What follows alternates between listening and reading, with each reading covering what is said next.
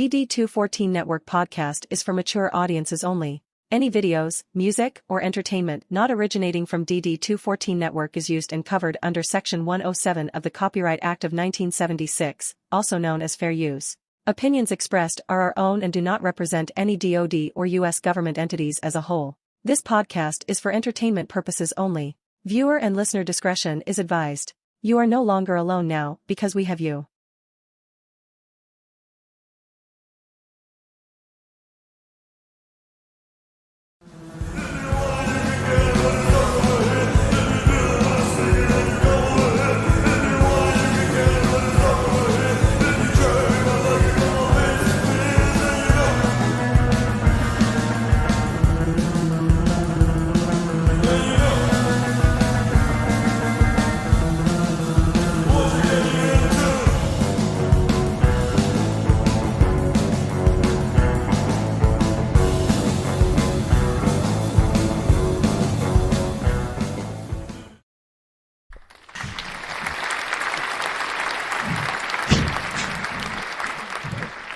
Hello, good morning, and welcome to another episode of DD214. I almost said the G word. Network. How's everybody feeling today? Oh shit! Yeah, old school. Going old school, huh? Do your thing, Squillini. Yeah, what the fuck? Shit's not wanting to work today. There we go. Welcome to the DD214 Network podcast, hosted by John Clean Sanchez, Jay, the number one cocksmith, and myself, Joe Tex Squillini. Y'all better look the fuck out today. Our crayons are sharp, the box is full, our bottle of glue is topped off, and our helmets are on tight, baby. We're about to rhythm with the tism. Let's get this fucking episode going. Fucking Yeah, A. we're feeling good today. We got a lot of stuff today. A lot of stuff today. There we go. I was waiting for that. There it is. Beautiful. Coming to you live from Fort Knox, Kentucky. Hell yeah. I'm sure you're out there measuring some haircuts at the moment. Good luck to you on that, my friend. Yeah, make sure all that gold is safe there in Fort Knox, man. Good to see you, Brandon. Good to see you. That's gonna be a hell of a job working at Fort Knox. You know, knowing that a lot of it's there. The one of the most important things in this country is right there. Yep. Not too far away from him. And good luck getting anywhere near it. And yeah. Good fucking luck. I mean, shit, you'll be shot before you even get 10 feet into the base. So I'm sure. I'm pretty sure that's one of the places where they have, like, you know, you're allowed to use, force, potentially lethal force. You know, like when you guys ever notice, like, on Air Force bases, how, like, security forces, like Air Force security forces, like, they don't fucking play.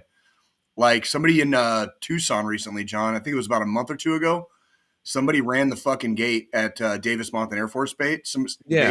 Somebody ran the gate and they fucking killed him. Straight up fucking killed him. Like, security forces, like, they fucking hit the thing for the fucking barrier, and the fucking dude tried to keep going, and they fucking smoked him. And those dumbasses wanted to invade Area 51. Yeah, right, dude, doing their little like anime run, the Naruto run, or whatever the fuck it is. Whatever the fuck that shit. Yeah, like, God, dude. That shit was so crazy. Let's invade Area 51. Yeah, go ahead, you dumbasses. Good fucking luck, dude. Good, have fun. Bro, there are 5 fences around that shit and towers on each corner of the building. Oh yeah, I bet. And probably more that we don't even know about somewhere inside. Yeah. Yeah. I mean, I watch this one journalist named Johnny Harris. Mm-hmm. He does to me, he's probably one of the best, like, animation video editors out there. Uh-huh. And he did a video just like a month ago where he went to Area 51. And obviously he didn't go inside, you know, he couldn't. Mm-hmm. But he was able to go to a vantage point that was up on like a mountaintop, and he was able to see everything. Yeah. And, you know, he broke down a couple things, like there's a plane that goes in and out to pick up the employees. Yep. That's a known thing. That is a known thing. Yep, that is a known thing. And then certain things that happen in the middle of the night, like testing and things like that. And then there was one moment where, like, there was a bright white light shining at him. Mm-hmm. And he was like, they either see us or they're blocking or they're blocking something from us seeing something. Right. So none of that would surprise me. That's kind of how that's kind of the military's MO is like keep our shit away from people like that don't have a need to know. Yeah. And we just kind of carry on. You know what I mean? There was a story one of my buddies told me. I was on the same deployment. I was in Afghanistan with them at the time, but I was not on this particular mission. And they were on a hill. This is when I was a mechanic with the engineers doing route clearance, and they went on this one mission, and they were up on a hill, and they kept seeing a fucking light like at the horizon, and it kept fucking like going up and then fucking going down, right? Turns out it was a fucking goddamn Apache that saw them on the hill, and the Apache was making sure that it was like the Apache was radioing in to our people, like to Americans. They're making like, sure that it was our people. They're like, hey, do we have people in this AO because I see them? And so like they were getting fucking tracked by a fucking Apaches. If you can imagine, it only takes one bad decision, you'd have a major friendly fire incident. You know what I mean? Like that's and by the way, this helicopter they couldn't hear it. It was far enough away they couldn't hear it. They could just see the fucking light. You know what I mean? That's crazy. Oh, dude, you'll get smoked. You'll get smoked before you ever see him, dude. You'll be a grease spot on the ground before you ever see that shit, dude. Like that's the really scary part is like how crazy some of our technology is and how well we fucking use it. Because you'll be dead before you realize anything even happened. Right. Yeah, it really is fucking insane. Because I've seen, I mean, I know both me and Jay have seen the shit because we've been over in the shit and fucking just calling in a fucking airstrike sometimes and just watching how that shit fucking pops off. Like the fucking, you know, your fucking enemy is so focused on you on the ground there, they don't even fucking notice until their building is a fucking pile of rubble. Yep. That there's a fucking jet dropping some fucking rounds down on them. Yep. And when it's interesting because like I never been in that situation before, but to play like certain video games and just sit there like 6 days in Fallujah, right? Yeah. Like sitting there, and there's actually a new mode in Delta Force where you do the Black Hawk Down Mogadishu mission. Okay. And like it's very intense, and like I always like to immerse myself, and I always wonder like Jesus Christ, like these guys had to fucking sit behind the fucking wall that was 2 inches long. Yeah. Just to protect themselves, and sometimes they weren't even that lucky. Right. You know? And to be in a situation like that, it's fucking hell, man. It's hell. When you talk about kinetic environments, areas where there's a lot of enemies, where there's a lot of buildings, there's a lot of cover, there's a lot of concealment. You know what I mean? Like, yeah, it does get fucking scary because you literally like peek around a corner and get your fucking head blown off. I mean, it is, and that's in the infantry. Obviously we train for that. We train for urban environments and we train for more rural environments. You know, but regardless of where you're at, if the area is kinetic, you know, look at fucking Ukraine's war with Russia right now. Yeah. You got fucking trenches. You got trenches. You've got fucking villages. You've got fucking forests. You've got fucking minefields. You got fucking drones. Okay, like between all that shit, now we're not even counting helicopters or planes. You know what I mean? And it's just it's death personified. Everywhere you look is death. My favorite thing with the drone situation in the Ukraine is the fact that they're having them just fucking roll over and fucking drop fucking hand grenades on motherfuckers. Yeah. Oh, they figured some shit out real quick. I've seen the ones where they dump thermite. They dump burning thermite and just burn the whole fucking trench from the air with a drone. Just dump fucking burning thermite on everything. And it burns through the whole thing like a worm. It's insane. Yes, it does. It just spreads. It's nasty stuff. You don't want to get that on your skin, kids. I know we're not going to get into news until a little later, but speaking of drones, did you hear about the Call of Duty co-founder of Treyarch, who is going to be spending house arrest because he flew a drone into an airplane? Really? Yeah. That's don't mess with aircraft. Don't mess with ships, dude. Like you can't do that shit. I got some thoughts on that though, because being someone that's flown private drones, like civilian drones and shit, I live so close to an airport that before I can even launch my drone, well, I don't have a drone anymore, but my brother-in-law, for instance, before he can launch his drone at his house, or even if they're over here, we're so close to an airport that you have to request you got to request fucking clearance. Yeah. You got to pay through attention. the app to take off. And it'll let you know that, due to air traffic, you can only go X high, and it'll block you from going high enough to where that could happen. Yep. So my thing is, how the fuck did he do that? Probably found a kind of like, jailbreaking your phone. It's probably like he probably found a way to get in there and detach all the governors, whatever's governing the drone inside of it, or whatever's sending it the signals that governs it from doing what it doesn't want you to do. If he reversed engineered the app and created his own app that circumvents the fucking, I guess that's a possibility, but if you're tech savvy enough, I imagine it can't be that difficult, maybe. Yeah. Or you could just build your own fucking drone. Just build your own and not have to use an app. That's easy.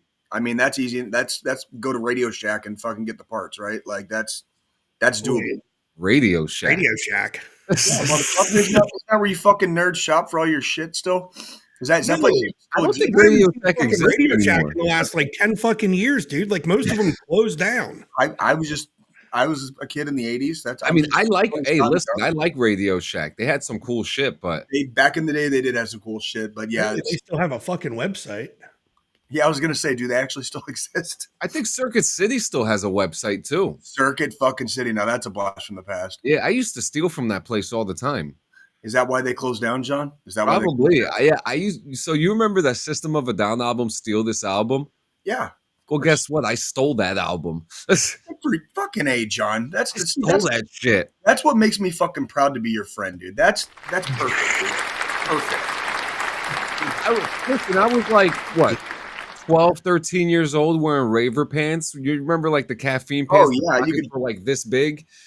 You know, like fucking Casper stealing a 40 and just putting it down the fucking leg of your pants. Like, oh god, those pants were great, man. No one knew anything until like months. I mean, Pathmark was still around during that time. So, do you happen to have the stick? The stick. I'm wondering, do you have it? So within 100 miles of me, there are 2 Radio Shacks, and they're in the fucking mountains. Oh shit! Interesting. It's probably a shack of radios. I wonder where I'm on Radio Shack store locator on their website. Like I can just punch in a zip code here. Hold on. So they do still exist. Very few. And then there's like what, one Blockbuster? There's one in Kansas. The whole state? The whole state of Kansas. Jesus Christ. Probably. Osage City in Kansas is where the fucking one is at. It's probably huge as hell too. It's probably like a mega radio shack. It's not even an actual Radio Shack. It's called McCoy's Electronics. They're just a Radio Shack authorized reseller. Interesting. Remember Tiger Direct? Wasn't Tiger Direct like the online like Radio Shack? Yeah, it was, right? There's an electronics store in New Jersey called Unique Electronics. I'm going to totally pronounce this wrong. Penisville, fucking New Jersey. Spell that. Pennisville. Penisville. Penisville, maybe. I like penis. I'm calling it Penisville, okay? Penisville, New Jersey has a fucking Radio Shack, okay? I mean, for all the cocks that I've drawn inside fucking porta shitters, you know what I mean? Like, let's just call it Penisville. You know, like, yeah. I like Penisville too. It's pretty centrist. So yeah, apparently there are, but see so the 2 North Carolina locations are actual Radio Shacks, like they're called Radio Shack of. where the one in Kansas is an authorized reseller. That's a different electronics store. They just sell Radio Shack branded products. And the one in fucking New Jersey is the same way. It's like unique electronics, but it sells fucking Radio Shack products. I'm gonna have to go to Penisville then. Where is Penisville? Hold up. Unless I'm fucking overlooking a letter or missing a letter or adding shit, but it looked like Penisville to me. So I'm not wearing my contacts or glasses right now. So if I spelt that wrong, that's on me. It might have been Pennsville. Oh yeah, it is Pennsville. Okay. Oh, I'm not going there. I have the whole I into it. I prefer Penisville. Jesus Christ. Sounds extremely New Jersey. That is fucking South Jersey. Jesus fucking Christ. How far away is that? In the fucking hood? That is an hour and a half from me. South. Damn. It's right on the fucking water too. That must be hell in the winter. Hell. I'm gonna take your word for it. Yeah. I mean, that's a shore. I mean, but I wouldn't say that's the shore because it's on the other side. It's facing Pennsylvania, but there is water there. So close enough. Yeah. So how was your week, guys? You had a good week? It wasn't too bad. I really didn't do much. I worked the game last week, and that was pretty much it. And we talked about that on Monday. I really can't say I did shit this week, dude. Again, I'm kind of like been chilling at the house, doing house chore things, hashtag like house cleaning, and then you're looking at it, buddy. You are looking at it. This is pretty much what I've been up to. It was fucking typical week on my end too, just outside of fucking yesterday, took my daughter to the fucking mall to go spend time with her boyfriend, and then we went out to dinner afterwards, and then came home and watched fucking WrestlePalooza. How did that go? How was that? I only know of one thing that happened, and that is that Stephanie McMahon is being inducted into the Hall of Fame. Mm-hmm. That wasn't announced at WrestlePalooza though. That was like fucking just blasted on social. Oh no shit. Okay, but fucking was it like an off-camera thing? Yeah. Oh really? But fucking the Lesnar Cena match was what opened WrestlePalooza. Bro. It was underwhelming. I mean, Cena's at that point now where he's so close to the end of his fucking retirement tour. Who did he fight? Huh? Brock Lesnar. Lesnar. No shit. Who won? Lesnar. like handily.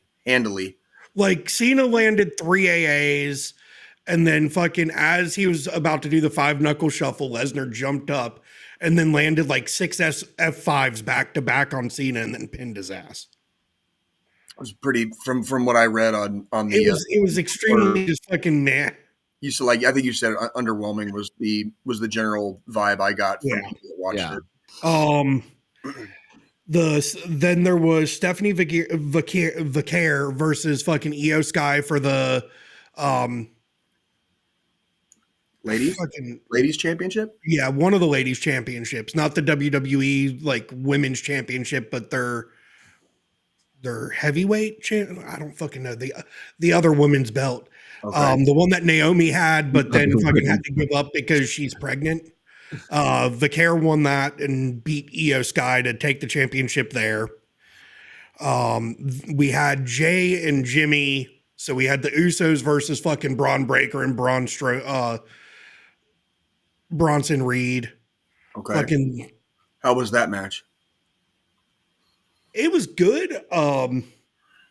LA Knight was the fucking referee, so they had LA Knight as a guest referee for it. Yeah. Because there's this whole fucking thing going on between the Usos and Knight and fucking Rollins and his faction right now, which is where Braun Breaker and fucking Bronson Reed are. The Vision is what they're calling themselves. And Jay and Jimmy took the fucking win on that one. Jay fucking his face got busted the fuck open because LA Knight was like giving them a lot of leeway. Like it turned into a fucking like TLC match because they had fucking tables, ladders, chairs all over the fucking play, or tables and chairs mainly. And LA Knight wasn't fucking because it was just supposed to be a standard tag team match. So they should have gotten disqualified when they started bringing fucking tables into their fucking ring and shit. And Knight was just like fucking, nope, just backing away, letting them fucking do everything they wanted to do. And then we had Rollins and Becky Lynch versus AJ Lee and fucking Punk. How was that match? That was a really good match. So Rollins and Lynch tried to keep it to where it was fucking Rollins and Punk in the ring the entire time and keep fucking Punk away from being able to tag in fucking AJ. Because, you know, whatever fucking reasoning. But finally they fucking got AJ in the ring and she beat the dog shit out of fucking Becky Lynch. Oh, sweet. Ended up doing her fucking Black Widow fucking submission hold on fucking Becky and got Becky to tap. Oh, okay. Okay. So Punk and AJ took the fucking win there. And then the main event was... Where was this at? It was Indianapolis. Indianapolis? So McAfee came out to fucking start too because, you know, they brought him back out to announce ringside since they were in his fucking hometown. Is that where he's from? I didn't realize he was from Indianapolis. Well, that's where he played football at. Okay. He was on the Colts. Okay. Yes. I didn't know him really at all until he became a talking head. So I kind of stayed clueless on that one. Yeah. I didn't either. I didn't know who the fuck he was until he became a talking head either. But fucking we had Cody Rhodes versus Drew McIntyre for the fucking undisputed WWE championship belt. Cody Rhodes is on the cover of my fucking fruit punch. Like, why? Really? Adrenaline in my soul. Minute Maid fruit punch, Cody Rhodes. No, so fucking WWE has this fucking brand deal with Minute Maid now. So like all of their like fruit punches and juice drinks and shit have wrestlers on them. I think like the mixed berry one has Jey Uso on the fucking bottle. Interesting. Like, what flavor would you guys be? She's at the WWE though. My wife said that there's a female wrestler on one of them too on the berry punch. Oh yeah, that's the what flavor is it Becky Lynch? It might be Becky. What flavor of juice would you guys be on? I'm a fruit punch guy. I think I'd be cranberry. Mango pineapple. Doesn't cranberry help with urine? Yes, it does. We're not going to discuss that part, but yes, it does contain natural diuretics. So yeah. You know, you surprise me sometimes, Jay, because like I know you're smart, right? I know you know big words, but sometimes you say things like diuretics. Well, it's that's. And I'm just like, I've never heard that fucking word before. Yeah, well, but you know what? It helps us. It assists you with your urinary tract. Yeah, and yes, that's one thing. That is one thing that cranberry juice traditionally has been good for. Yep. Yes. But no, the fucking Cody Rhodes Drew fucking match was really good. Cody, of course, fucking pulls it out and fucking wins. But I mean, he's the quarterback of the company right now. They're not going to fucking. I was going to say a lot of their talent is aging the fuck out like right now, like as we speak. Well, and the funny thing is, it was like 15 years ago or some shit like that.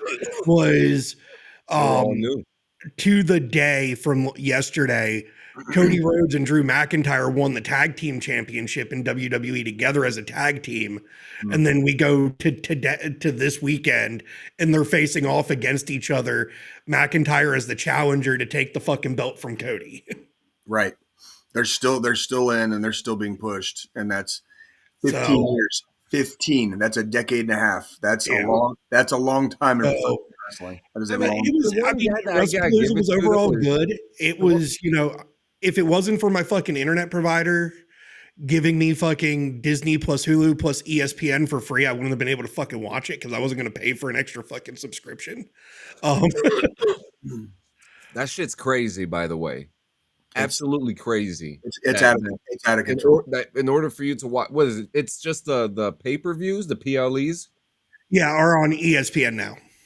Can you believe that, man? I remember when the WWE Network came out, You would pay, what was it, $9.99 or something It was like that? $10 a month, and you could watch all of their shit. Everything. The documentaries, old school. Me and my wife used to sit there and watch the old school fucking Attitude Era stuff. Just Yeah. So like all the old school documentaries and stuff are still over on Peacock. Do they still have the old reruns?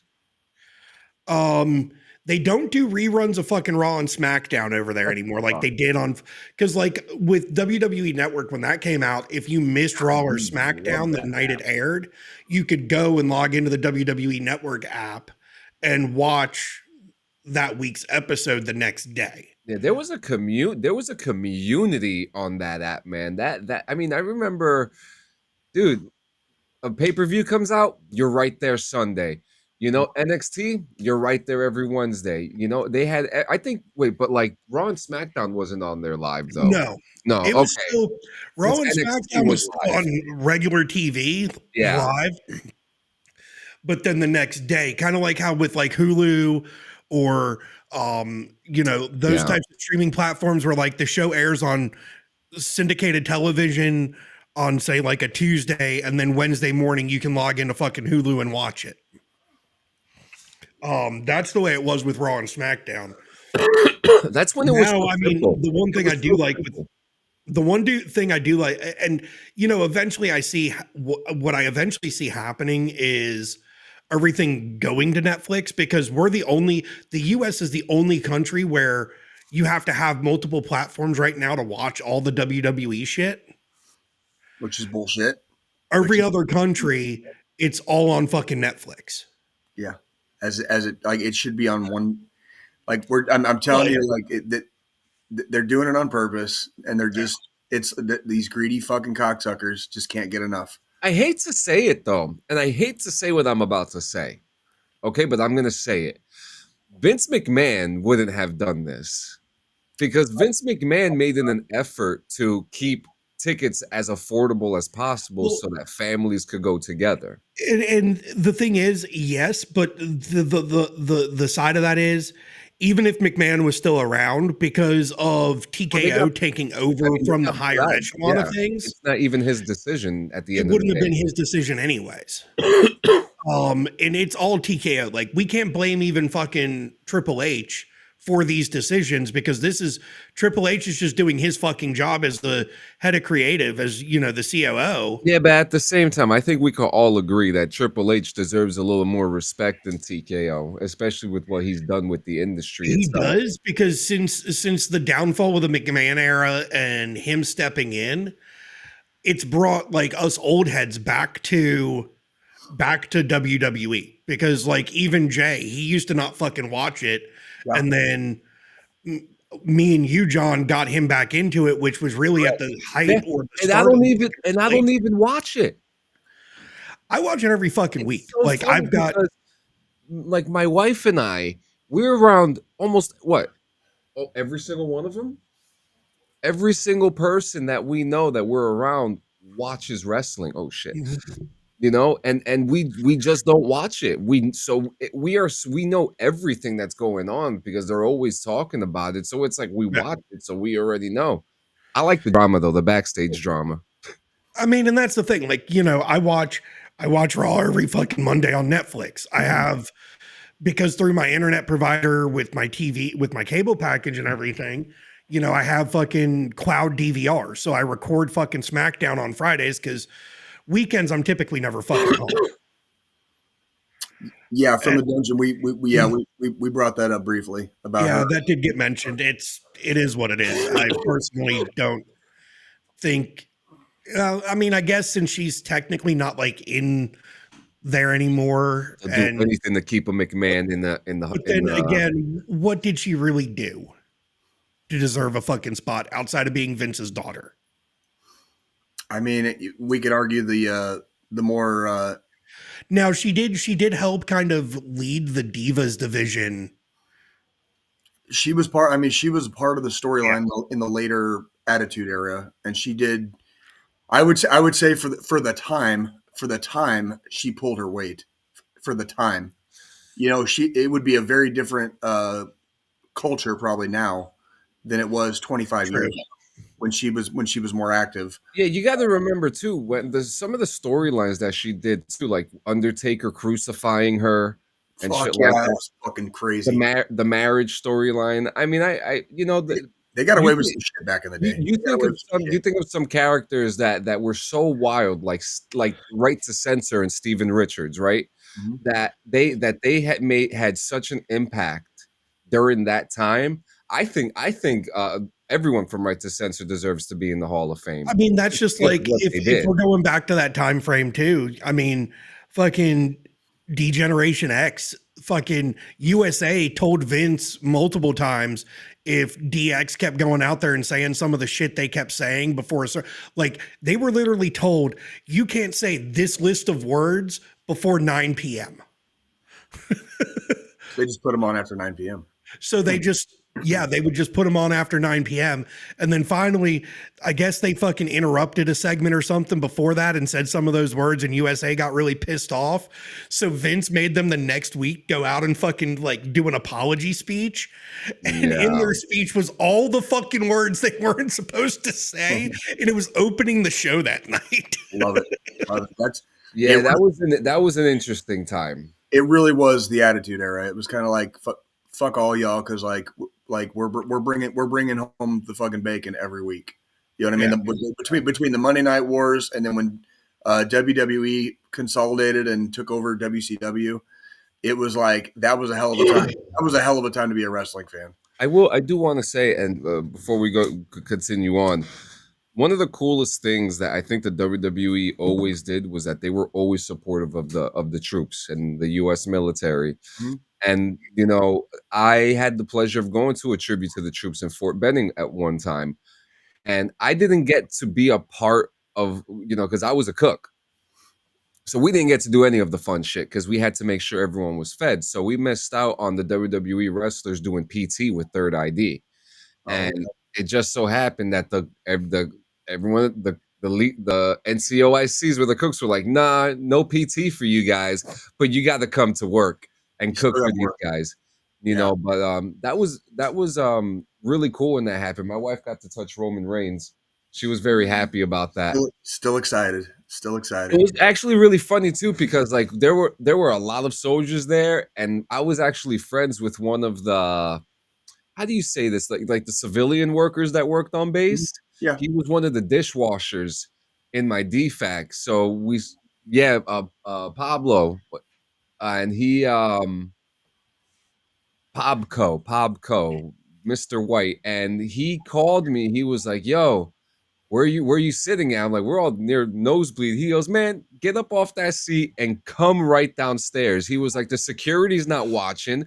He goes, they don't give a fuck. He was like, just walk right through. And we walked right through, right to the front row. And that was actually really cool because we got to see Zack Ryder and Mojo Rawley. We got to see the New Day.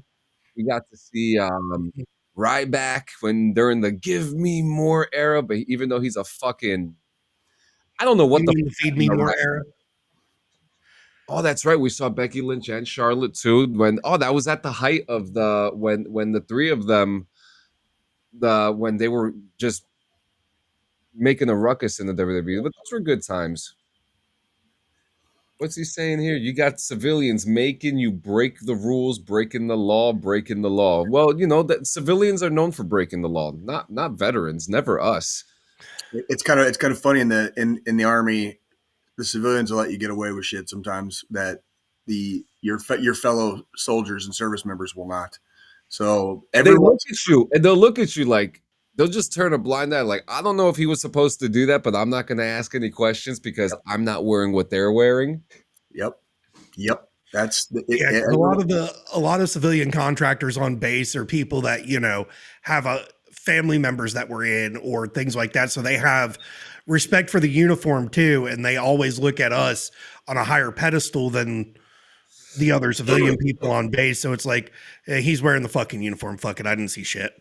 Yep. I gotta say, it was cool. They got bigger fish to fry. It was cool hanging out with White, right, baby? Like, I smoke weed with that dude, man. That's cool. That's cool, man. That's fun. We went to his house twice for the 2 pay-per-views. I think one of them was Money in the Bank and another one was WrestleMania. I think the other one was WrestleMania. But but we smoked a lot of weed. Outside of that, I was out the Army. Really, I just kind of ended my week with fucking WrestlePalooza. It was a good show. I feel like, you know, they're starting to do premium live events more often now, though. Like, they're adding these extra things in there. Like, this was the first ever WrestlePalooza, but they're WCW pay-per-view. I think it might, well, under the WWE umbrella, but oh, John, did you see the fucking Royals on Friday put an No. absolute stomping on goddamn I think it was the Blue Jays. They put the stomping on the Blue Jays? Dude, 20 to fucking 1. 20. The Royals did The that? Royals did that. Fucking, they had the biggest hit differential, 27 hits to 3 hits. Biggest hit differential in any major league game since 1900. Literally. Okay? The Royals had more hits. This is the Babe Ruth days. Dude. Like out of nowhere. Like, where the fuck was this shit all fucking year? Like, they basically have to win. 10 years. They would have to win out the rest of their fucking season basically to even have a chance at the wild card right Dude, now. it's getting fucking dicey right now. It's getting real dicey. The fucking the Tigers are tanking, the Guardians are streaking, and the Royals are somewhere in there fucking putting an ass stomping on the fucking Blue Jays, but they're still playing 500 ball. This You is know what what I we're mean? looking at so WrestlePalooza was initially ECW. It was ECW. It was held in 95, 97, 98, and 2000. That's even cooler. They should have done it. They should have done it at the 2300 arena. It still exists, you know. So the 1998 iteration was the first one that was a pay-per-view, while the others were just live events partially syndicated across television. Yeah. So where this is the first one under since WWE took over and got all of the assets of ECW. Interesting. Okay. So let's see. This is the wild card right here. Okay. So who do we got? You're gonna have to. Yeah, that's really small. Is it? My bad.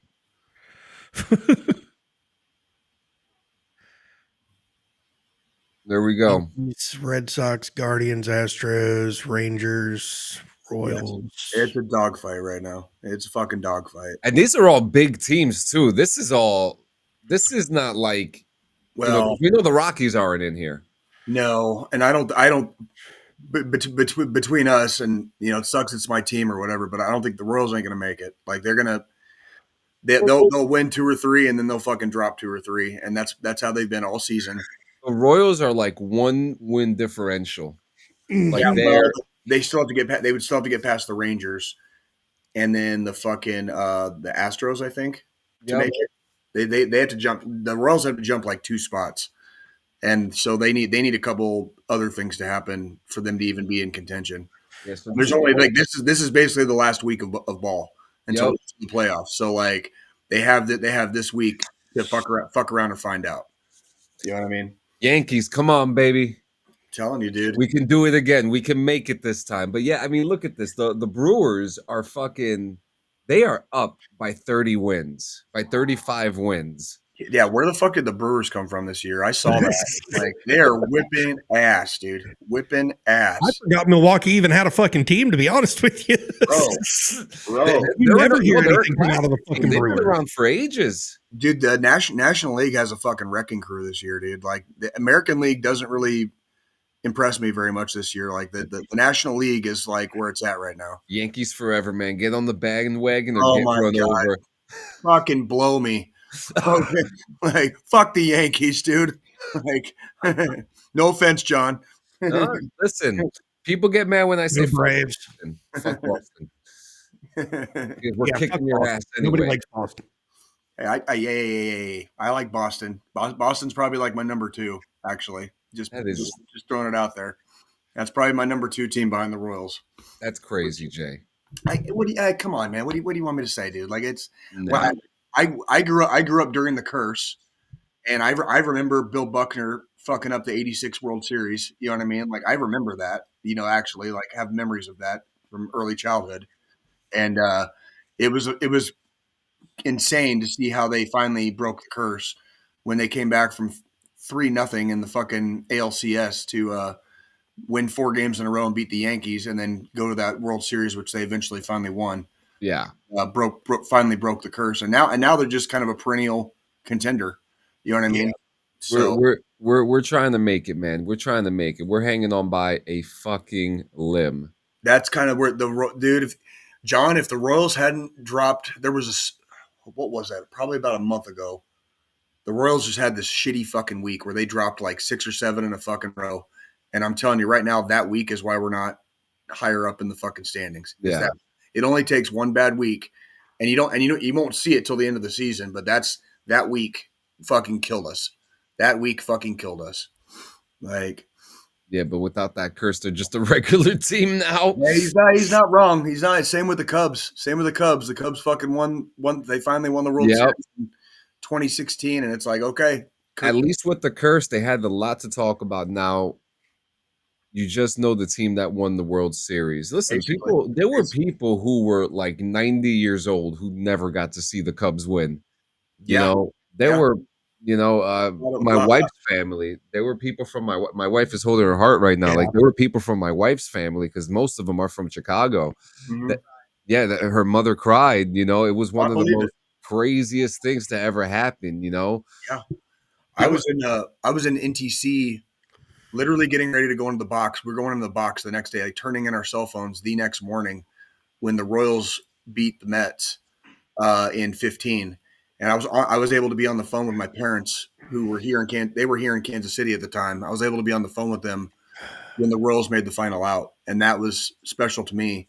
I was in the Army, obviously, but knowing that my family was here, and like Kansas City doesn't, at the time, we weren't winning a lot of major sports championships, so it was a big fucking deal. There's a Doppler like radar image of the greater Kansas City area when the Royals won, and you can see like it's like nothing, and then when the Royals won, all you see is just like the Doppler light up, and it's from people setting off fireworks all over the city. Yeah, like the whole Cleary, I feel that in my soul also. I kind of shudder every time I hear him say NTC. It's so funny. It's kind of like Beetlejuice. If you say it 3 times, it just fucking appears. Yeah, and you lose a month of your life. Yeah. It's so funny because, like, I was supposed to go to NCC, and like 2 weeks before it happened, the unit disbanded. Yeah, you didn't miss a fucking thing, bro. Thank God. Not at all. I didn't want to be in the fucking desert. Whoa, what is it, like 30 days? Yeah, well, you're in the box. You're in the box for about 2 weeks, but it's basically a week prep, fucking in the box, and then three to 5 days fucking breaking down, and then you hear that, Mom?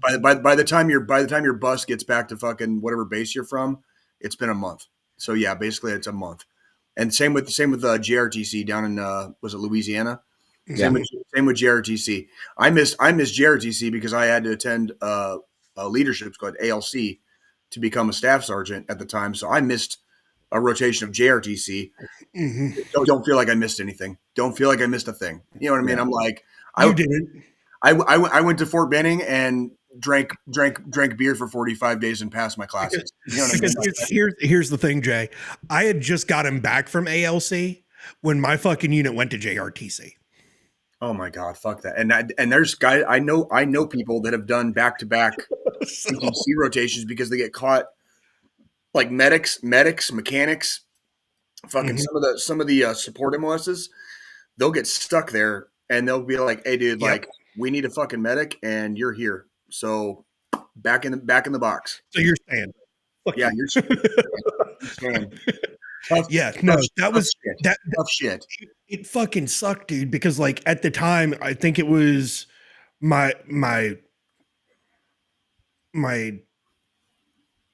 oldest, my son, he was still like fucking in diapers. He was just born. Mm-hmm. He was born as I was in ALC. Okay. And then I come out of fucking ALC, was home for fucking a day. just long enough to fucking do laundry and fucking scrub my gear and then right back out. to go to fucking JRTC. Yep. I'll never forget the day we went out. It was an FTX, but it was like 3 weeks long, but we went out several days early with the explicit, like from the horse's mouth promise that once we were done with our training tables, I was in a heavy weapons unit at the time. Once we were done with our training tables, we got to go home a little early than the rest of the battalion. And we did. I will never forget this, John. Joe, like I was home sitting on my fucking couch down in Pueblo. This is in Pueblo, Colorado, about fucking 40 minutes away from Fort Carson. Mm-hmm. Just cracked a fucking beer, playing with my, at the time, very small children, you know. And you got called back. We got called fucking back to the goddamn field. And do you know what we did when we got back out to the field? Nothing. They called us out to the field for an extra 3 fucking days just to fucking sit there. Mm-hmm. That sounds very Army. That sounds extremely fucking Army. You know how like Mother Army will fucking like break your heart, but every once in a while she fucking sticks it in and breaks it off first before she breaks your heart. That was when she really stuck it in, like, because we were explicitly promised. That's why we went out there early. We were out in the field before everybody to help them set shit up and do a couple things. So we were already in the field like five or 6 days before anybody else got there. And then to be basically lied to. We got lied to, right? It hurts my heart. Because it was so it was so. Now if we'd gone back out to the field, if we'd done a couple of extra things, or you know whatever, literally anything except what we did. And what we did was nothing. We sat there for 3 fucking days and did nothing. And I could have been playing with my kids, doing literally anything except sitting there. You know what I mean? Like that hurt my heart. That was kind of soul crushing. I'm not gonna lie, but that's the infantry. So for this one right here, I wasn't smoking as much as I smoke now during that time, so I didn't even think about it. I think they keep you busy enough that even if you're kind of fiending like the first day or two, they make you really forget. The only time you really don't fiend the way you would think you would, because you're either A, constantly busy, B, fucking exhausted, or C, you've got drill sergeant up your ass about something, so you don't really even have time. You're not really thinking about smoking. I think the only time I fucking realized I missed nicotine was I had one drill sergeant that whenever he did classroom instruction, he always had a big old fucking honking in his fucking lip. Well, and I will say there were times in the field where like you run out of cigarettes, you run out of dip, whatever. There's times in the field where the fiend will hit you, and it sucks when you're in the field and there's nothing you can do. Yeah. Or if it's after hours of darkness, we do what's called noise and light discipline. So there's no smoking. Like the Army is the first place I ever actually dipped, because there were times you can't smoke. You can't smoke because of the smell. The smell travels. You can see a lit cigarette from a mile away. Literally. That's kind of like, for me, it was a little bit different because I never smoked. Like, I smoked cigars here and there. Mm-hmm. I think the first cigar I ever smoked, I was in fucking Iraq. Okay. That's a good place to do it. It was we had a Saturday off, by the off chance we had a Saturday off, and my entire fucking unit, bunch of fucking hicks. We're all from the South, you know. So we got us some fucking nice pork ribs and some fucking shit to throw on a grill. And we sat around that bitch drinking near beer and fucking smoking cigars on our fucking Saturday off. Hell yeah. Hell yeah. But outside of that, I mean, I chewed up until like I started chewing when I was 15. So I'd already been using dip and chewing tobacco. So I didn't have to worry about the noise and light discipline times, because it was like, okay, I'm just going to sit in my fucking bunk and fucking throw a honker in, and I've got a fucking bottle to spit in. I don't. Yep. That's where I learned how to dip, was the Army. And that was actually the first time I ever drank a near beer was in Kuwait. That was the first time I ever drank a near beer. Well, that's like, I taught my brother a very important lesson, because I'd gotten back from fucking some training, and me and the guys, we were going to go play Airsoft. One of the guys' families was a horse farmer. So they had, hundreds of fucking acres, and we would always play Airsoft on their land. And my brother was on the fucking opposing team, and I was fucking my team's sniper. And I'm sitting there fucking down in this fucking trench, neck deep in fucking mud with my fucking rifle. And all of a sudden, I just see this smoke trail coming from a fucking tree. Yep. And I follow the fucking smoke trail down, and there's my brother fucking leaned against the tree with his fucking rifle fucking planted against the tree, smoking a fucking cigarette mid fucking airsoft match. Boink. Just like that. Just like that. I really want to get. I was telling my wife this a couple weeks ago. I really want to get back into airsoft because they got some really cool milsim leagues out here. Mm-hmm. They fly around the helicopters and shit. Really? Yeah, it's fucking dope. Some of the things that they do out here now with airsoft, it's they try to give you the best immersive experience of having a playful wartime. Yeah. It's pretty well, cool. and that's what we always did, like, because we had all that acreage of land, we would do war game scenarios, and we'd go out, we'd set up fucking fobs, we'd fucking camp for 3-4 fucking days, dirty, muddy, fucking just feeling like shit by the end of it. One base that I was in, there was one base I was in, they actually had a little Iraq. Yeah. Yeah. Oh yeah. Like a mock village and all that. Yeah. That's it's actually one of the coolest things I've ever seen in my life. Oh yeah. There's a place on Carson, way down south on the training range, south of the base itself. It's called Red Devil. And that's an entire small town, basically, like, and it's built like hard stand buildings, you know, like, and it's for that purpose, literally just for training. It's for training purposes. Yeah, we had we being MPs, we had off base, one of our civilian contractor guys, he owned a bunch of like old fucking buildings and shit. And one of them was a fucking old bank. And we would use those buildings, like he would let us use his buildings for like policing procedures, like hostage situation scenarios and shit in a, you know, stateside type of environment scenario for those types of training things. And we'd go do fucking hostage scenarios in these fucking banks. And whenever I was the fucking hostage taker or on the hostage taking team, I would always get up in the fucking ceiling tiles right by the fucking door and just wait for fucking someone to come in and just start plinking them from above. Take out the fucking MPs blasting through the fucking door. We used to do back, I want to say like maybe 2010. No, maybe like, well, no, before that, maybe 2000. This is before me and my wife were together, where we used to do paintball in this area by Newark Airport. It was like an abandoned like factory area. Okay. I don't know what it was, you know, because none of the equipment was in there, but the building was torn to shit. You know, there's some old cars were there, and we used to just paintball there. And it was really fucking dangerous, but it was really fucking fun. You know what I mean? I have two frozen paintball scars on my back. As my wife is my witness, she could tell you they're there. Funny enough, got our asses kicked by some Russians playing paintball, and they cheated and they had frozen paintballs, and I got scars from them. That's dangerous. Yeah, but it's paintball, you know. But now they have the new paintball guns. They're mag fed now. Yeah, you don't even need a hopper anymore. They're mag fed. I'm trying to convince the wife to let me buy a fucking pepperball gun because they sell them at the fucking sporting goods stores for you know, self-defense. Yeah.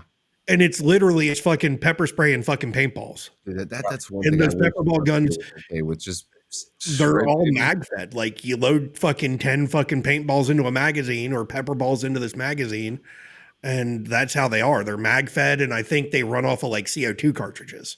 Yeah, that's fucking cool. I got to get me some airsoft stuff. I miss it. I just want to get the pepperball one so that way I can fucking just fuck with people. Yeah.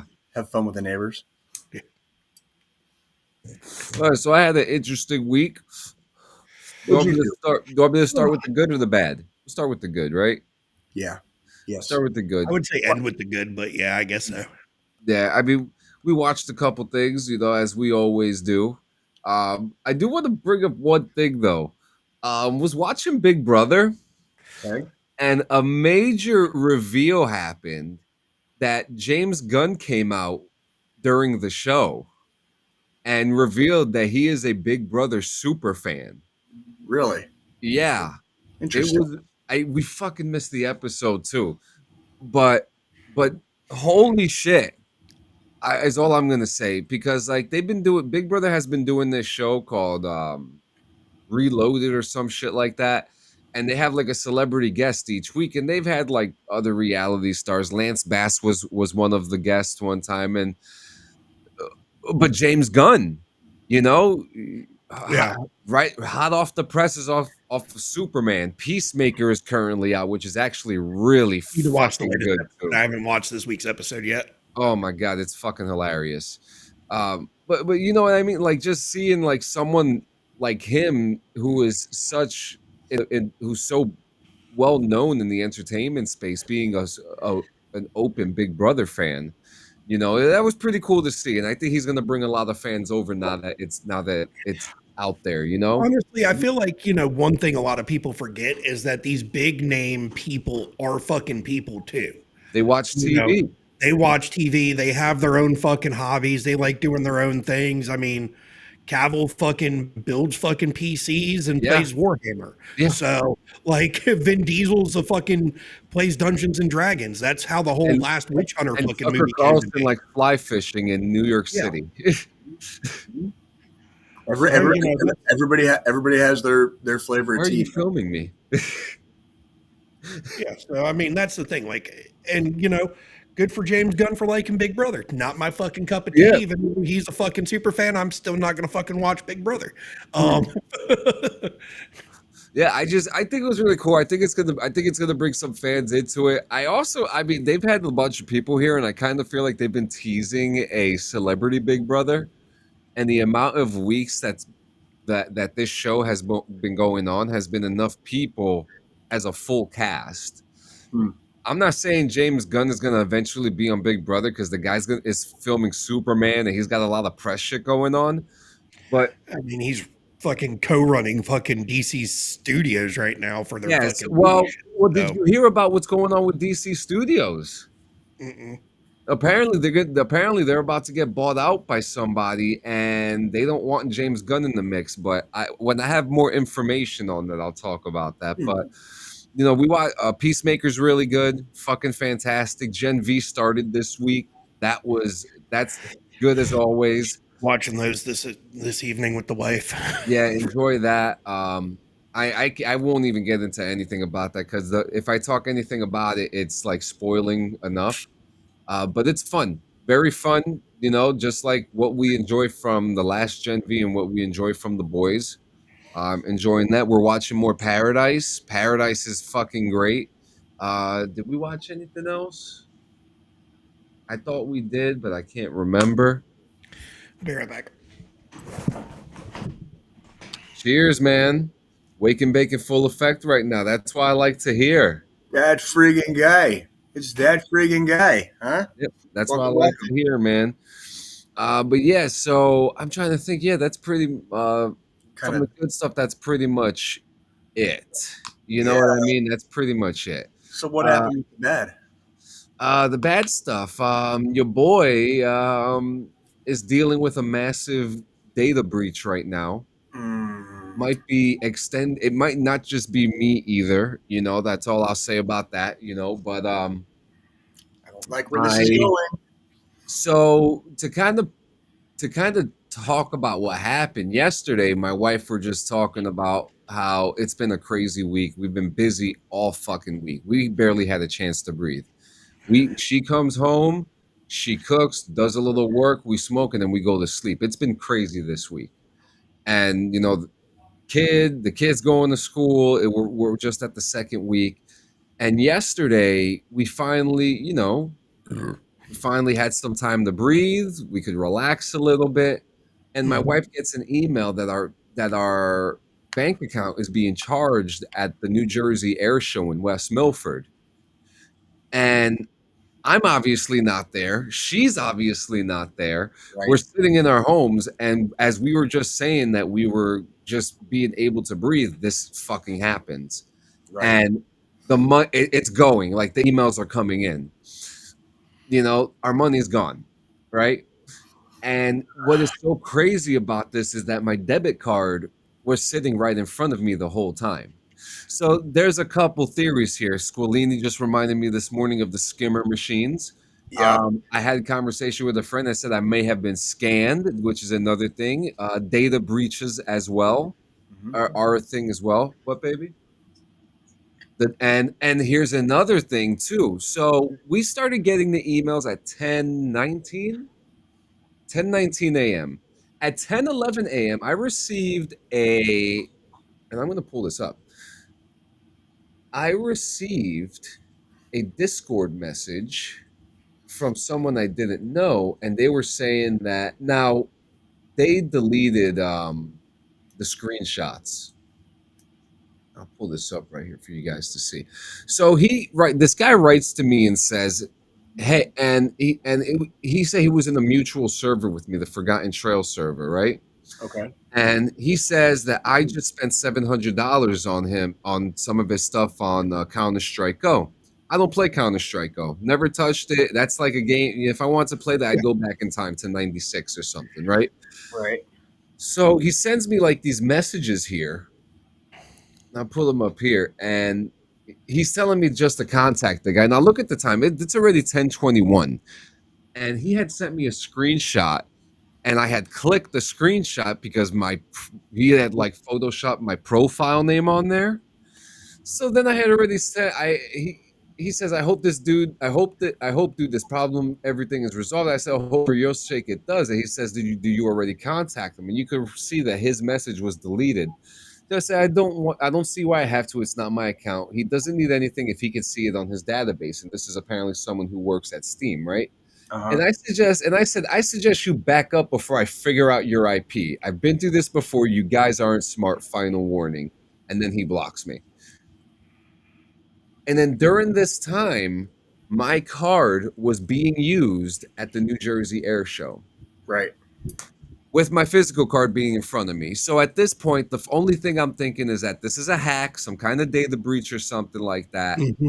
This is not good. Obviously, I get into a frenzy. I'm upset. So I asked for a friend. I asked a friend for some resources to see what I can do. So I was sent a website. Guys, you got to go check it out. It's called havebeenpwned.com. PWNED.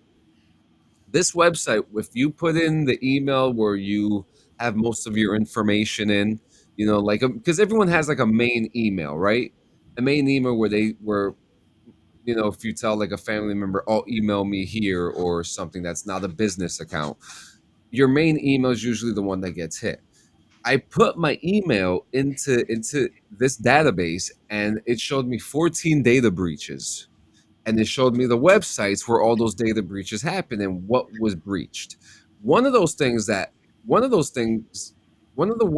one of them being MGM Grand Resort Casino, there was a major data breach in 2021 where my government issued ID, my social security number, all my information was taken from me, and it's gone. Okay, it is out there. And then it even said that in one of the logs that my information was uploaded into a Telegram group. A Telegram group? Yeah. Huh.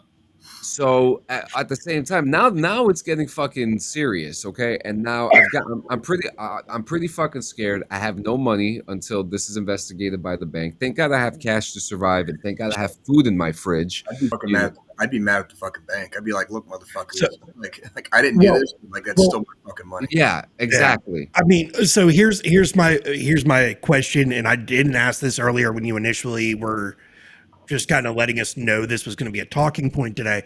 Did the bank at least deactivate your card? Yes. Okay.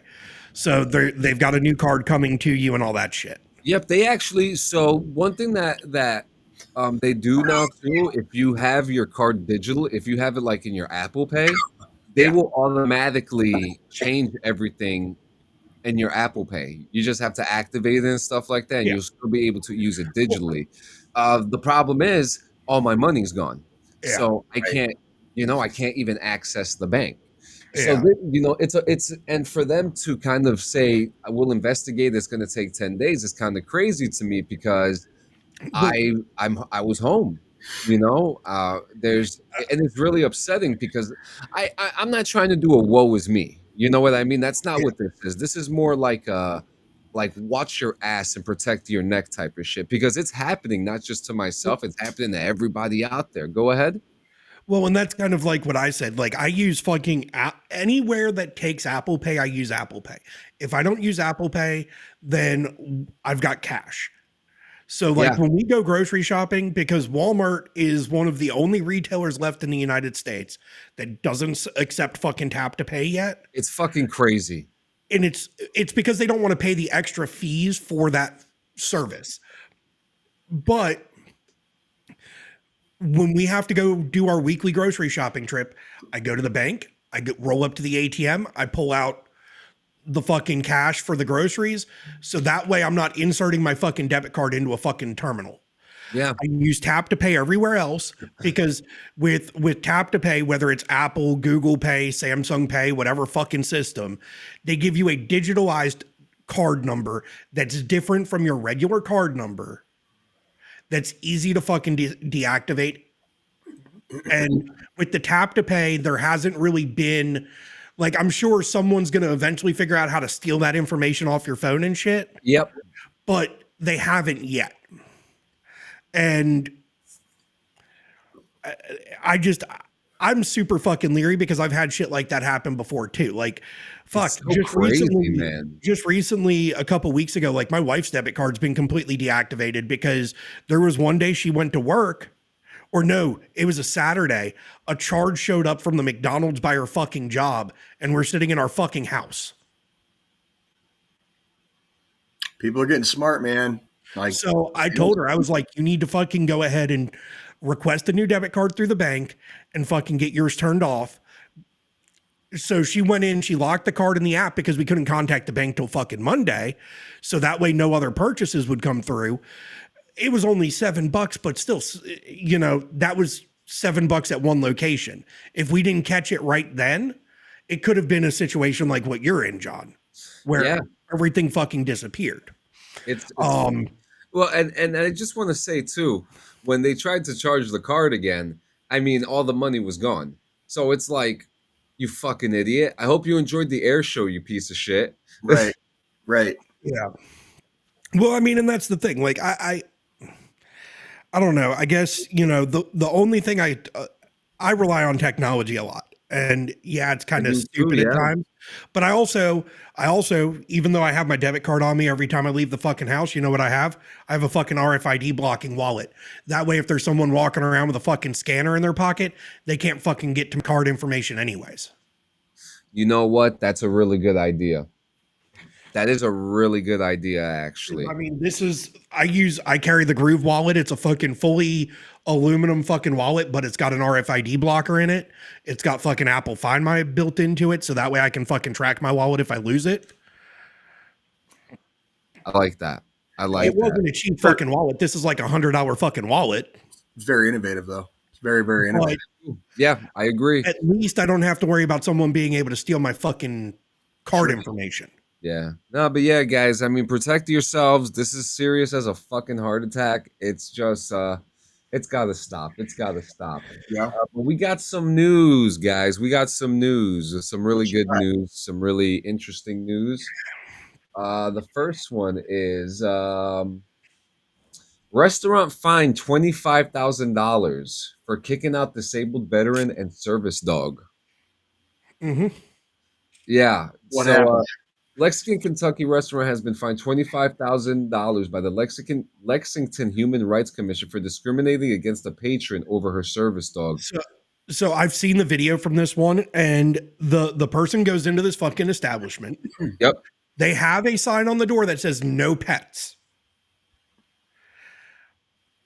However, when we're talking about service dogs, they are animals that are trained to alert to specific medical conditions and for certain scenarios.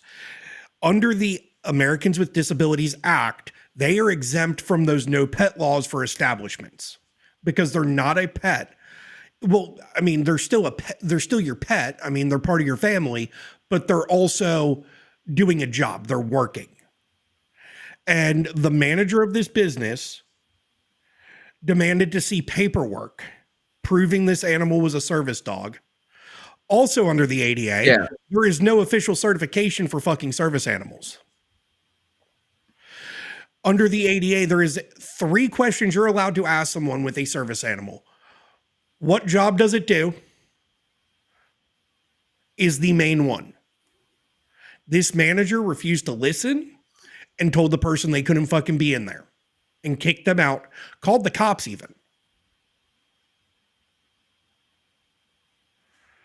So the business deserved to be fucking fined. Yeah, it sounds like it. Yeah. Being completely fucking unreasonable. Yep. And the lady with the dog had all the paperwork from the ADA website to try to show, because I guess she's encountered this issue before at other establishments, to show what the fucking laws state an establishment can and cannot do when it comes to service animals. You know, Frank Shupp was just having an issue with this recently too. Really? Yeah. Good old Doc Shupp. Yep, more Doc Shupp. More Doc Shupp. It never gets old. Hey, I did check something this week, John. What? I was like, remember we were talking about like trains and shit, how I've like never taken a train? Yeah. Like I looked up like Independence to like Newark, New Jersey, and like apparently it's cheaper to fly. Like Trains aren't fucking cheap anymore. It used apparently to be not, dude. I think the one way was like 200, almost 250 We're bucks. We're gonna buy you a skateboard and you're gonna skate on through, brother. Dude, I think plane tickets are like less than 150 one way. So like it's like almost 250 one way for a train, which would be ballpark about $500 round trip, versus like $200 or $300, you know, for a round trip airline flight. Yeah. Like, so it's like that's, yeah, fuck that. God damn. I wanted to ride a train, man. I wanted to ride a train, bro. Like, I'm gonna have to fly. Did you look up veteran discounts? I mean, yeah, but that's always negligible. I mean, what is it, 10% maybe if I'm lucky? That's like surprised. $25. You know? You'd be surprised. Oh man, but if it's only $1.50 to fucking fly there one way, dude, like I'll probably end up doing that. That's just the way it's got to be. You know what I mean? True. It's not like I was planning on driving. You know what I mean? So, because you guys can pretty much get around for the most part without driving, right? Yep. For the most part. I have a train right next to me and a bus down the block. That's what I figured. How far away are you from the airport in Newark? About 15 minutes. See, that's that shit. That's what I'm talking about. I live right under. Yeah, I live like right under it. I could literally fly in, and the most driving you guys would have to do is probably just come pick me up at the airport. Like that'd be about as much driving as you had to do.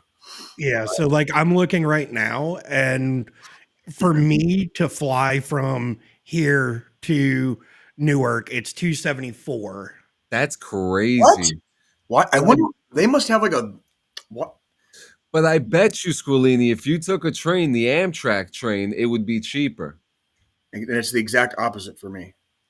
I'm checking. Hold on. Because we have direct lines to the Carolinas. Yeah.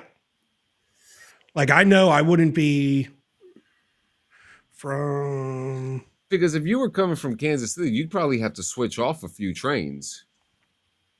Oh yeah, like every single one had like minimum like 2 changes. Yeah. Sometimes 3. Because what is it, like Amtrak, right? It's Amtrak. It would be Amtrak. Yeah, there's an Amtrak station somewhere here in Independence. I don't know exactly. The Amtrak train literally crosses right through my backyard. Yeah, no shit. That's fucking cool, dude. It's the house every time. I would like to take a train just for the experience. Just for the experience, because I've never taken a train. You know, my wife took a train to. Yeah. So for me to go from here to Newark via Amtrak, it's $146. That's way cheaper than mine. That's fucking cheap. I can get a round trip. I can get round trip airline flights anywhere between $200 and $300 round trip. That's fucking good. For me to take the train to New Jersey, it was like $250 one way. Well, see, that's the thing. Like, so it was $247 round trip flight, where it was $146 one way via train.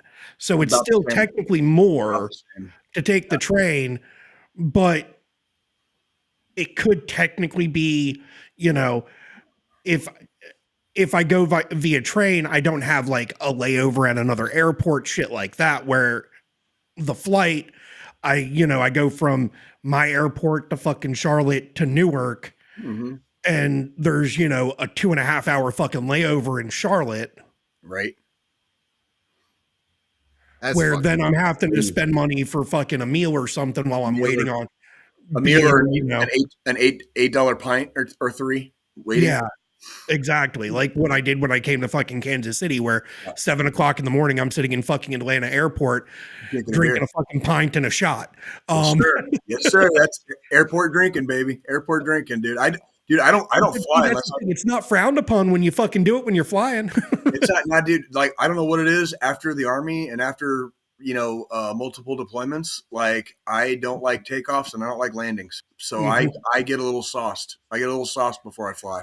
I jumped out of fucking airplanes for a living, and I still hate fucking takeoffs and landings. I don't know what I never in my life ever had that problem. I'm getting sauced. I'll be right back. I never had that problem before I was in the Army. Nope. Like I didn't give a fuck, like flying, whatever. Nothing bothered me. And now it's like takeoffs and landings for some reason. I'm like, I just try not to think about it.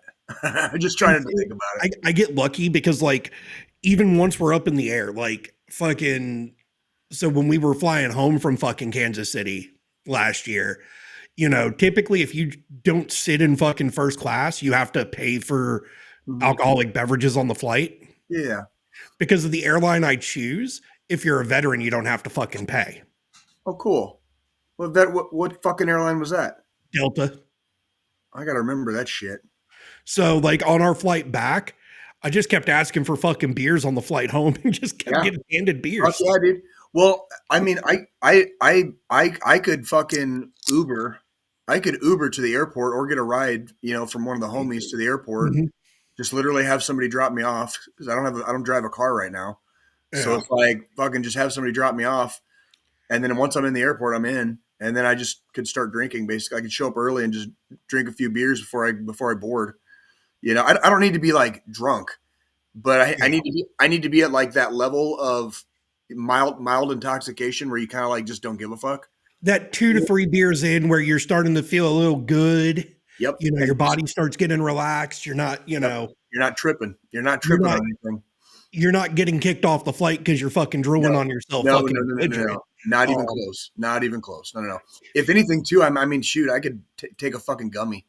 Take a fucking gummy before I fucking walk into the airport. You know what I mean? And fucking just make sure you don't got that on you when you fucking get there. No, they actually here in Kansas City, I'm sure they do it other places too. They have amnesty boxes. They have straight up amnesty boxes. Right before you go through TSA, you can check and they've got fucking amnesty boxes and fucking trash cans so you can toss whatever you might need to.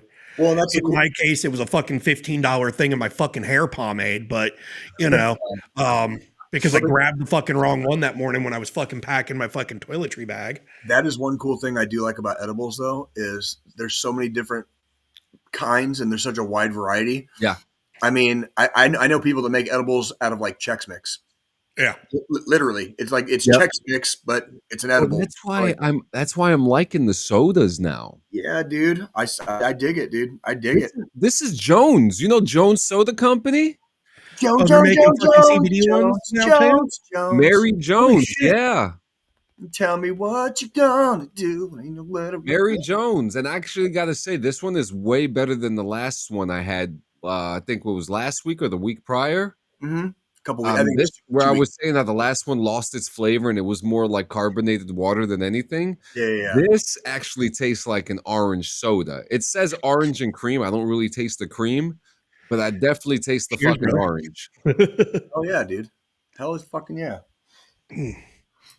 Yeah, But I I didn't. mean- I didn't even make it like that. That's how little I did this week. I didn't even make it to like the gas station to have a couple of beers for the show this morning. Like I'm literally like I think I went out. I went out once or twice this week and got a couple beers, and that Yeah. was like that. Like John, I'm not lying. Like I've been kind of like Mr. Homebody lately. Like Yeah. just chilling, just I chilling. mean, feel that. you know, we've talked about it before. Like, I drink, but you know, like, When I'm at home, I don't really do yeah, I do. basically any drinking. The drinking I do when I'm at home is during this fucking podcast. Yep. Outside of that, I'm going out. Like Yeah. when we go to our pub and grub, you know, and that's the thing. Like my daughter, one of her friends called me a fucking alcoholic a couple weeks back. Jesus And Christ. my daughter jumped on her shit because she's like, my dad's not an alcoholic. Yeah, he's got, you know, expensive bottles of fucking whiskey in the cabinet and he has beer at home. But you're not cracking into that like But every 5 minutes of every fucking day. dude, That's I've got a $200 bottle of fucking whiskey that I bought back in fucking March. I've You were had an 2 alcoholic glasses if you out of the gone. entire fucking bottle. I'm missing like 3.5 ounces of fucking whiskey from that bottle.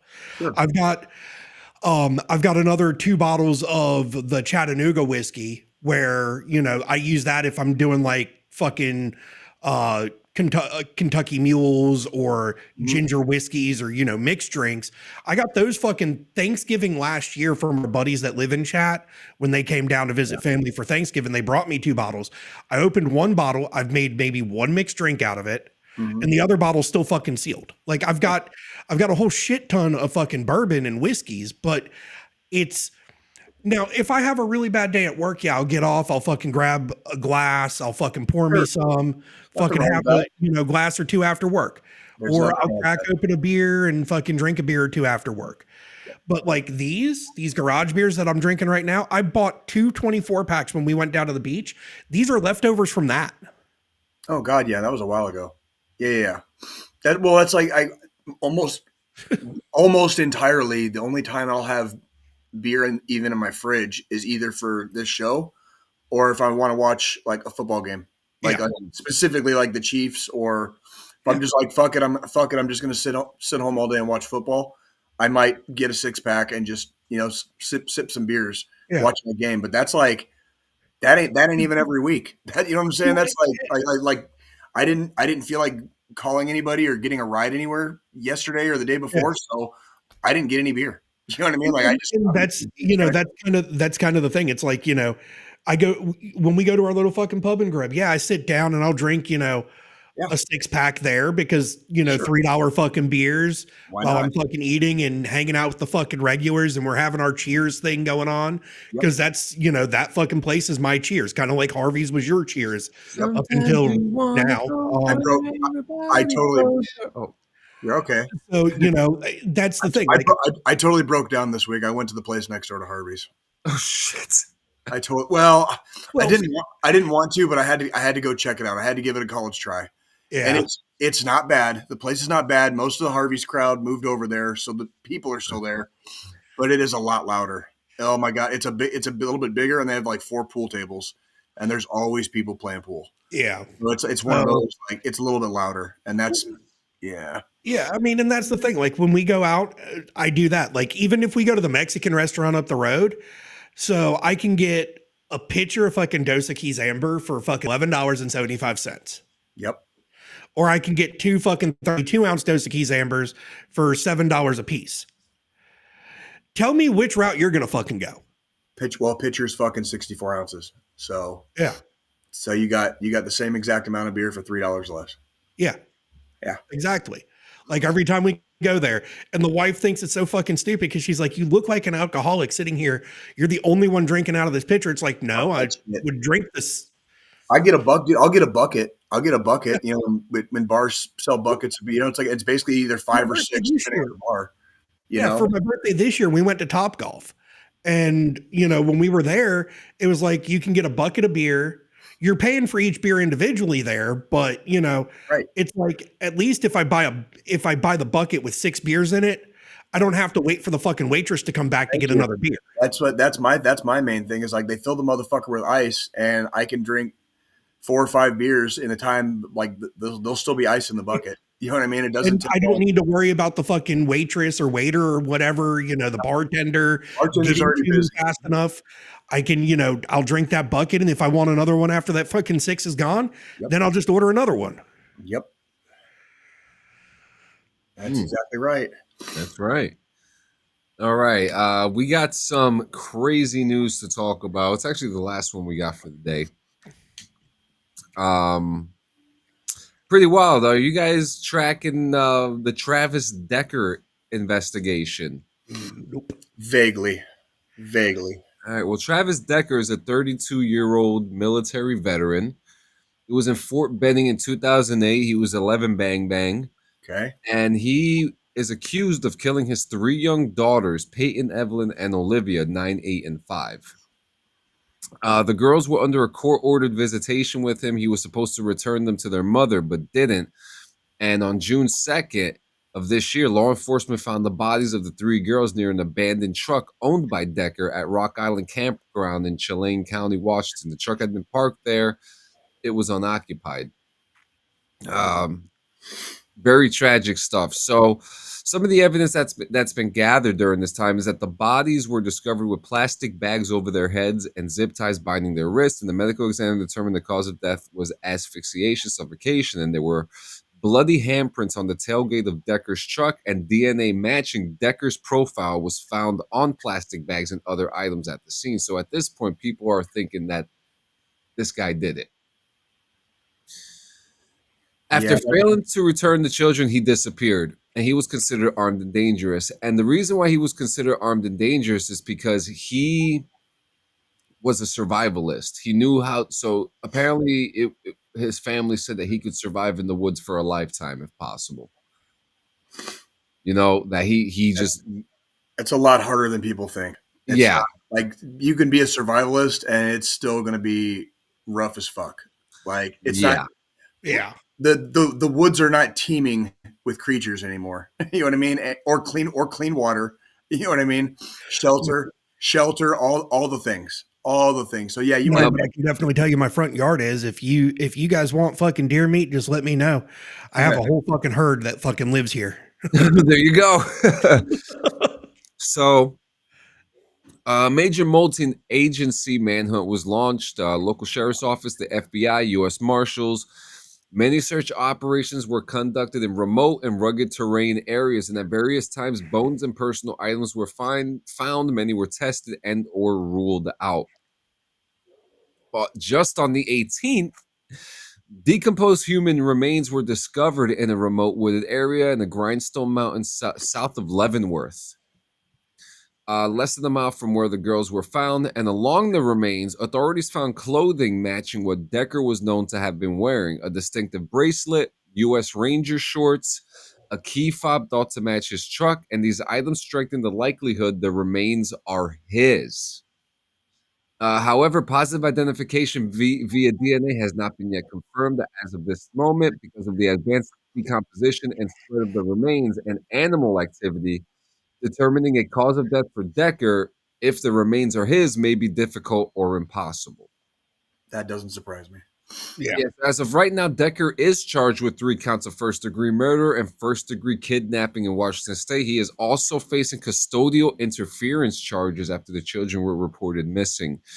But what is unclear is that whether the remains are definitely his, the exact timeline when Decker allegedly killed the girls, how long he was at large, and where he was in the days after. Some sightings reports were reported but not confirmed. No one knows what the motive is and the cause of Decker's death. So, I mean, right now, it's still kind of breaking at the moment. Yeah, that's just a complete tragedy all the way around. Yeah, it's fucking crazy. I'll never understand that kind of stuff. That's just, very, very, very sad. Very, very sad. And it's one of us too. Yeah, and that's it's a big stain on everything. When stuff like that happens and people take out their bullshit on other people that don't deserve it. You know what I mean? Just period in general. Mhm. Like, I mean, for the sake of everything, I hope it was the scenario is a lot different than what it seems like right now, and it wasn't like he killed his girls and then died himself or killed himself or whatever it might be. Hopefully, it was something different. But Yeah. I sure I mean, wish he could have gone and gotten justice. You know what I mean? Like yeah. serve time in prison, like had a day in court. You know what I mean? Whatever. Like that's because no matter what happens at this point, everybody's going to look at it as potentially, he killed the kids and then offed himself type of scenario, Yeah.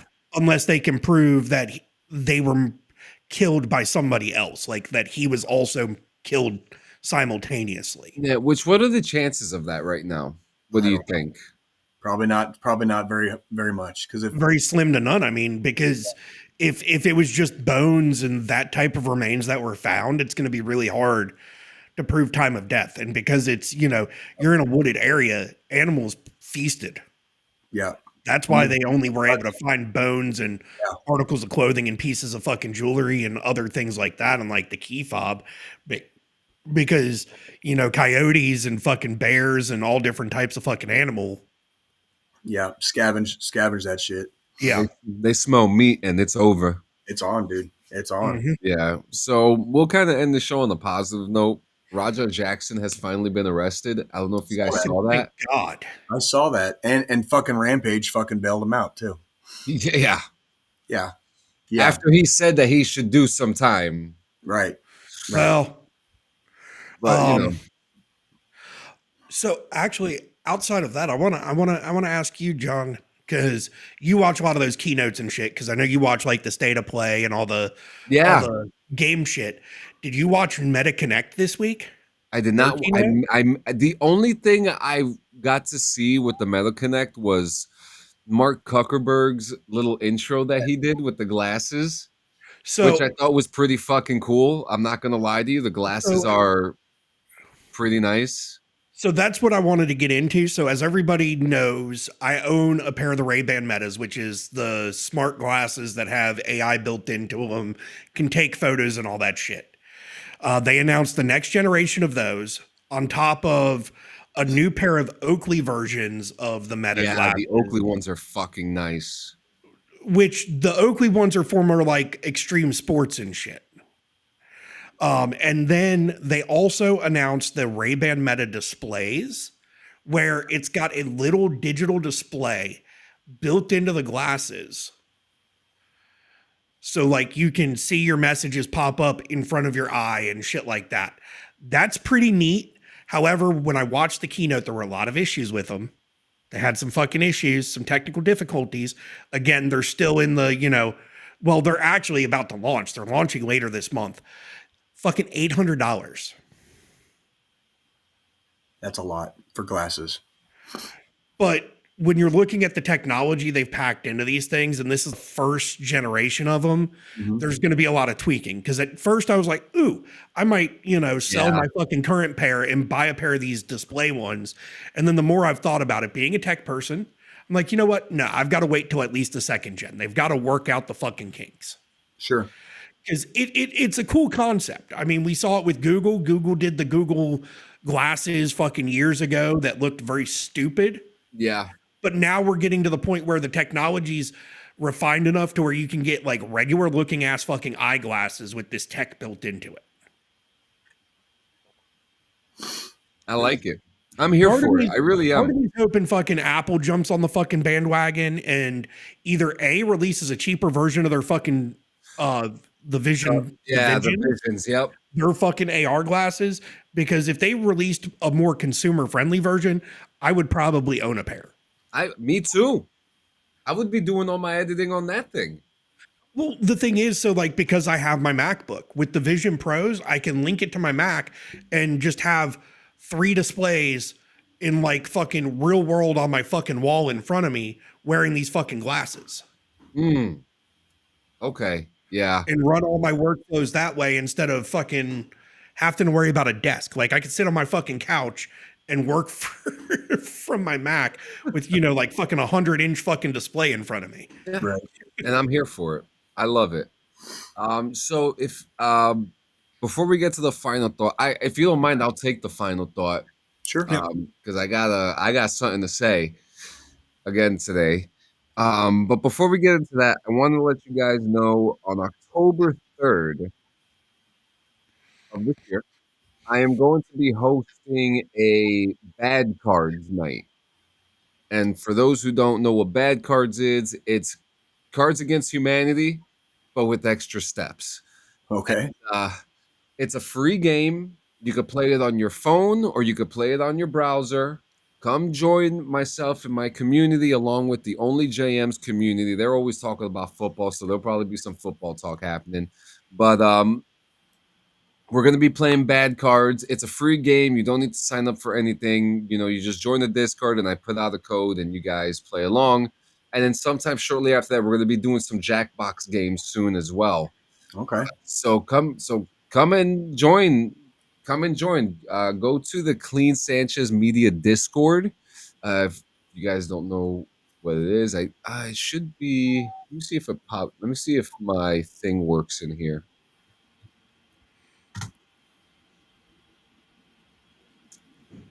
Yep. There you go.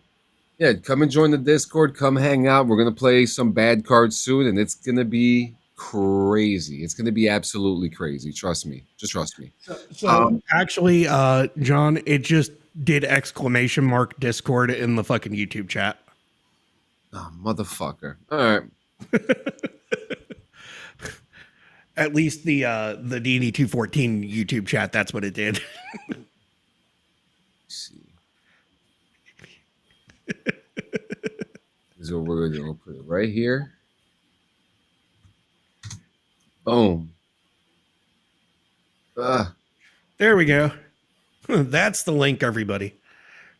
There we go. Did you get it? There you go. Jump into the Discord. Come join us. We're going to be playing October 3rd. We're going to have a good time. We're going to roast each other. We're going to roast ourselves, and we're going to play different. We're going to play different modes of it. There's actually a drinking version of the game too. Oh hell yeah! So there's going to be different things going on. What's going on, Toshi? As you come in, we're right at the end. But come join us October 3rd for bad cards. You don't want to miss it. I heard drinking. Yep. He said, I heard drinking. Yeah, well, we're going to play bad cards October 3rd with JM's community and ours. So we're going to have a good time. We're going to make it happen. So the final thought. This week, I saw a friend of mine battle it out with somebody over... It started off with politics, even though the original comment was not directed towards the one person, and the whole thing ensued. And my buddy, he made an apology. He put up his white flag, and he got dragged through the mud because of it, because he apologized, and because the goalpost was shifted. Okay. And it turned into a big debacle to a point that it brought my friend to tears, to the point that he said, this is the closest I ever been to taking my life. And to hear someone say that is fucking heartbreaking. To see someone so broken down to the point that they don't want to live anymore. And I haven't seen something like that in a long time. And that was heartbreaking to see.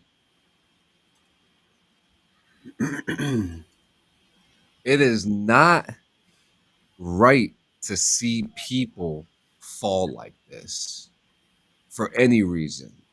Because when someone is having mental collapse, we're supposed to reach our hand out for them, and we're supposed to look out for them and make sure that their rucksack is on tight, right? Mm-hmm. But yet I see people laughing at this man's mental health, laughing at him. Laughing. I have no idea how we've come to a point that we're fucking laughing at other people's mental health, at their mental breakdowns. It's fucking crazy to me. And it pisses me the fuck off. I'm going to fucking say it like that. It pisses me the fuck off to see people who have communities that stand behind them and they're dragging people through the fucking mud, telling them that they're worthless pieces of shit because they don't like them or because they don't fucking agree with them. And they laugh at them.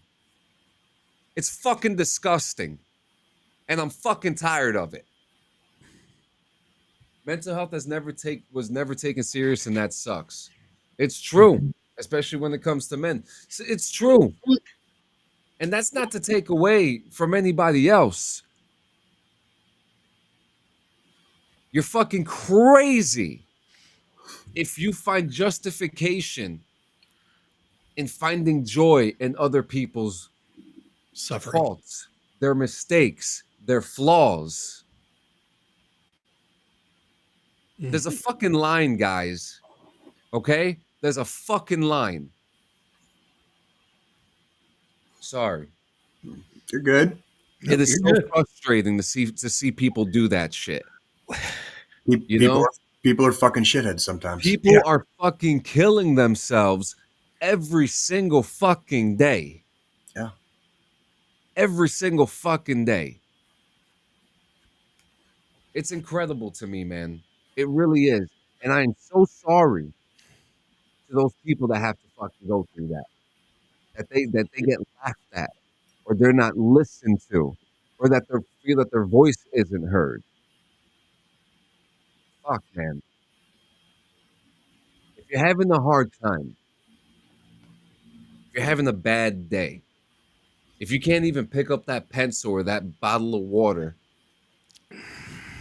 guys, there is someone that you can talk to today, and they're there for you 24 hours a day, 7 days a week. No subscriptions, no payments, no paywalls, none of that stuff, okay? And that's 988 or 1-800-273-8255. Someone is there for you today. Okay, they're waiting. They are legitimately waiting for you right now to call them. Because there's just some people who may not be qualified to help. There may not be people who may give you the right answer. There may be some people that don't even want to listen to you, but they will. So you make sure you fucking pick your fucking phone up and you fucking call them, because that's what they're there for. If your friends aren't enough, if your family isn't enough, they will make you feel like that you're enough. They will remind you, they will bring you back to earth, because that is what you need and that is what we want from you. Every single day, every single week, every minute on the hour, you are loved, you are appreciated, and you are heard. Call the number, guys. Thank you. Fucking A. Fucking A. I didn't mean to freak out like that, but I'm just sick and tired of this shit, man. Here's the thing: being us, for instance, us on this podcast, we champion week in and week out for mental health awareness, for suicide prevention, for reaching out for fucking help. And there is no place for fucking bullies. Mm-hmm. If you're going to fucking bully someone to that point, fuck you. Yeah. Dude, go down to your fucking local watering hole and pick a fucking fight with somebody at the bar. If you're going to fucking play that bullshit. Yep. Fucking find somebody that'll fucking fight back. Like, so there it is, guys. But guys, you know where to find us. Same bat place, same bat channel. BYOB, Bud and Beer. I'm gonna have to check. I work next week. We may be. You let us know. I can tell you right now what time the game's going to be, and that'll determine whether or not we have to do another Monday night live, possibly. Yeah, because because it's actually my anniversary with my wife this weekend coming up. We're going to be 17 years. Is it? Yeah. So it's a 425 game next week. So we're going to probably have to do a Monday episode. We're going to do another Monday Night Live. Next week, Monday Night Live. Monday Night Live it is then. Yep. We'll see you guys next Monday, and I'll actually have an episode to air on Sunday too, now that I figured it out. Yeah, we'll get that. So just do the one we were supposed to do last time. Yeah. So we're gonna, what was it, Easter nuts in your mouth, right? It was Easter nuts in your mouth episode. Yeah, so there's gonna be a rerun for Easter nuts in your mouth this Sunday. And then we'll be back on Monday live, to feed the algorithm and all that stuff. But join us next Monday. We love you guys. We'll see you later. You guys got any final words? Nah, I'm good. Nothing on this end. Everybody be good.